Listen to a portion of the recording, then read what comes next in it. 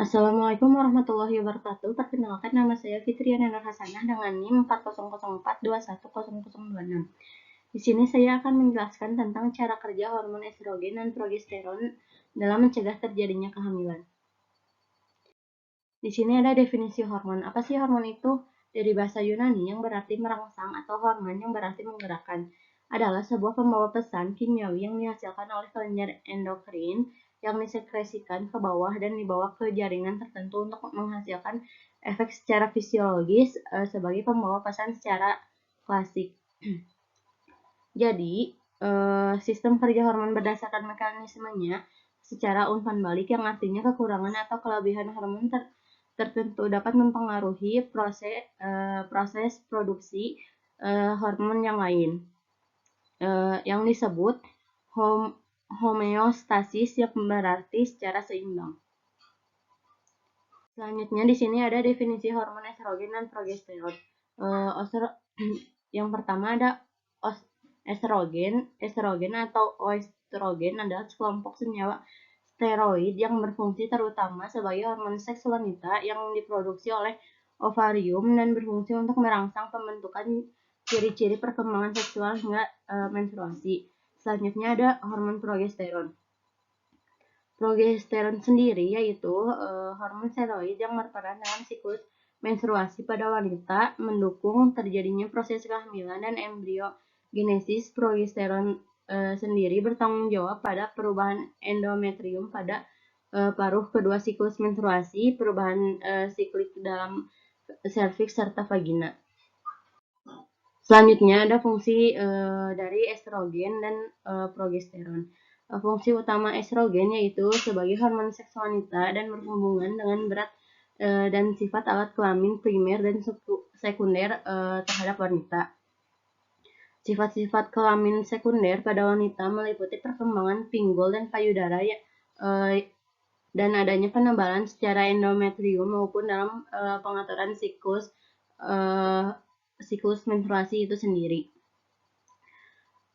Selanjutnya ada fungsi progesteron. Fungsi progesteron yaitu pada masa menstruasi, produksi progesteron biasanya dimulai setelah sel telur dilepaskan pada masa ovulasi, yang berfungsi membantu untuk mempersiapkan tubuh untuk kehamilan dengan merangsang perkembangan kelenjar dan perkembangan pembuluh darah yang baru.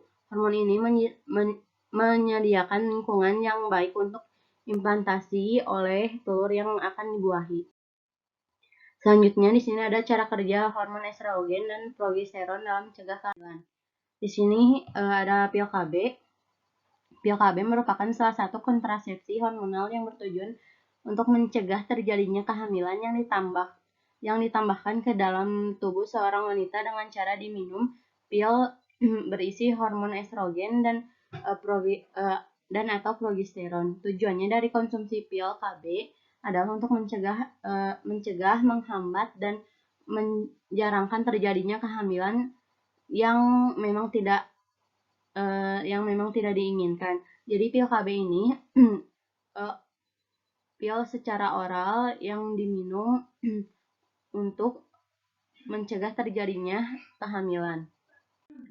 Di sini ada pil KB bekerja dengan 3 cara. Yang pertama ada membuat lendir serviks lebih tebal sehingga menyulitkan sperma masuk melalui serviks untuk bertemu dengan sel telur. Yang kedua ada kandungan hormon estrogen dan progesteron buatan di dalam pil KB menghentikan tubuh untuk secara beroperasi. Yang ketiga ada memodifikasi lapisan rahim sehingga sel telur yang berhasil dibuahi sperma tidak dapat masuk ke rahim. Selanjutnya di sini ada jenis pil KB. Jenis pil KB itu ada dua, yang pertama ada pil kombinasi, yang kedua ada pil mini. Yang pertama pil kombinasi yaitu pil kombinasi yang mengandung kombinasi dari hormon estrogen dan progesteron untuk mencegah terjadinya ovulasi, yaitu proses terjadinya pelepasan sel telur selama siklus bulanan. Pil KB ini berfungsi dapat menebalkan lendir dan sekitar serviks yang semakin mempersulit sperma untuk memasuki uterus dan mencapai sel telur yang sudah dilepas. Selanjutnya, pil KB terdiri dari paket 21 21 hari atau 28 hari. Satu pil hormon dikonsumsi setiap harinya pada saat yang sama dalam 21 hari selama kontrasepsi selama 7 hari untuk paket 21 hari. Jadi maksudnya tuh kebanyakan dari pil KB itu sendiri dari paket 21 hari atau 28 hari satu pil hormon dikonsumsi setiap harinya pada saat yang sama dalam 21 hari.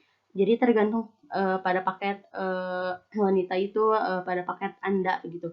Anda dapat berhenti mengkonsumsi pil kontrasepsi selama 7 hari untuk paket 21 hari. Atau wanita itu dapat mengkonsumsi pil yang tidak mengandung hormon selama 7 hari untuk paket 28 hari. Jadi seorang wanita mengalami menstruasi ketika berhentinya mengkonsumsi pil yang mengandung hormon. Beberapa wanita memilih paket yang 28 hari karena itu dapat membantu mereka untuk tetap berada pada kebiasaan mengkonsumsi pil pada setiap harinya. Yang kedua ada pil mini. Pil mini ini bekerja dengan mengubah lendir serviks dan dinding uterus dan terkadang dengan mempengaruhi ovulasi. Namun pil mini bisa jadi kurang efektif dalam mencegah kehamilan dibanding pil kombinasi. Kenapa? Pil mini juga dikonsumsi setiap hari tanpa jeda. Selanjutnya ada cara menggunakan pil KB. Cara menggunakan pil KB dapat bekerja dengan baik jika diminum setiap harinya pada jam yang sama. Efektivitas ini terlepas dari kapanpun seorang wanita ingin berhubungan seksual. Hal ini berlaku untuk pil KB yang mengandung progesteron. Selanjutnya ada manfaat pil KB. Manfaat pil KB yang pertama ada siklus menstruasi lebih teratur. Jadi pil KB hormon ini menyebabkan menstruasi akan lebih teratur. Yang kedua ada kram dan nyeri menstruasi ringan atau dysmenorrhea. Jadi bukan yang hal aneh mengalami dysmenorrhea itu pada saat menstruasi. Jadi pil KB sehingga mengonsumsinya jadi jika mengonsumsi pil KB akan merasa kram dan nyeri pada saat menstruasi. Yang ketiga ada peluang rendah anemia, defisiensi zat besi. Yang keempat ada menekan risiko endometriosis simptomatik.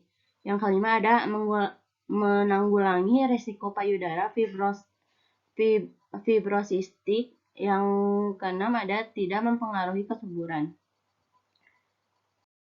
Terima kasih. Mungkin cukup sekian presentasi dari saya. Wassalamualaikum warahmatullahi wabarakatuh.